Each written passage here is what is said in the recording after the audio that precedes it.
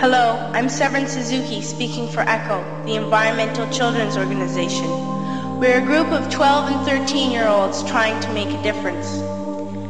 Vanessa Suddy, Morgan Geisler, Michelle Quigg, and me. We've raised all the money to come here ourselves, to come 5,000 miles to tell you adults you must change your ways. Coming up here today, I have no hidden agenda. I am fighting for my future. Losing my future is not like losing an election or a few points on the stock market. I am here to speak for all generations to come. I am here to speak on behalf of the starving children around the world whose cries go unheard. I am here to speak for the countless animals dying across this planet because they have nowhere left to go.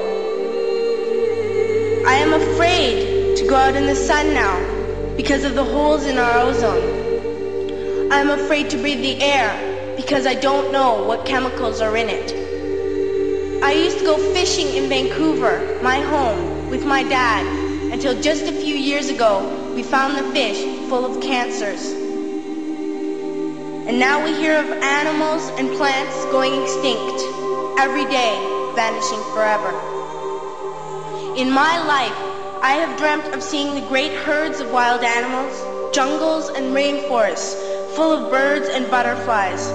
But now I wonder if they will even exist for my children to see.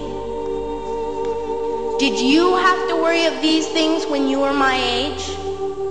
All this is happening before our eyes, and yet we act as if we have all the time we want and all the solutions. I'm only a child and I don't have all the solutions. But I want you to realize neither do you. You don't know how to fix the holes in our ozone layer. You don't know how to bring the salmon back up a dead stream. You don't know how to bring back an animal now extinct. And you can't bring back the forest that once grew where there is now a desert. If you don't know how to fix it, please stop breaking it. Here, you may be delegates of your government, business people, organizers, reporters, or politicians, but really, your mothers and fathers, sisters and brothers, aunts and uncles, and all of you are someone's child. I'm only a child, yet I know we are all part of a family, 5 billion strong, in fact, 30 million species strong. And borders and governments will never change that. I'm only a child, yet I know we are all in this together and should act as one single world towards one single goal. In my anger, I am not blind, and in my fear, I am not afraid of telling the world how I feel. In my country, we make so much waste. We buy and throw away, and yet northern countries will not share with the needy. Even when we have more than enough, we are afraid to share.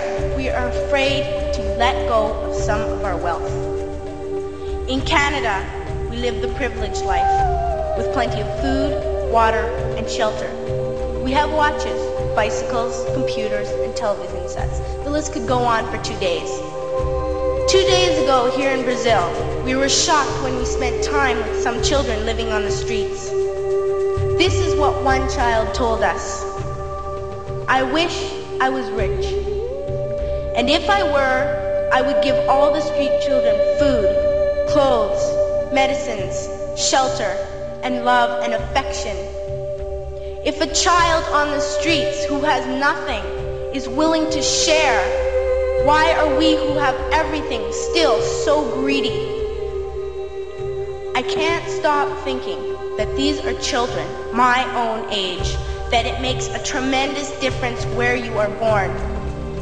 That I could be one of those children living in the favelas of Rio. I could be a child starving in Somalia, or a victim of war in the Middle East, or a beggar in India.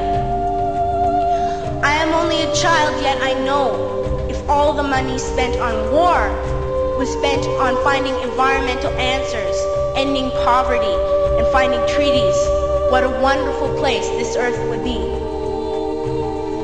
At school, even in kindergarten, you teach us how to behave in the world. You teach us not to fight with others, to work things out, to respect others, to clean up our mess, not to hurt other creatures, to share, not be greedy. Then why do you go out and do the things you tell us not to do? Do not forget why you are attending these conferences, who you're doing this for. We are your own children. You are deciding what kind of a world we are growing up in. Parents should be able to comfort their children by saying, everything's going to be all right. It's not the end of the world, and we're doing the best we can. But I don't think you can say that to us anymore. Are we even on your list of priorities? My dad always says, you are what you do, not what you say. Well, what you do makes me cry at night. You grown-ups say you love us, but I challenge you, please, make your actions reflect your words. Thank you.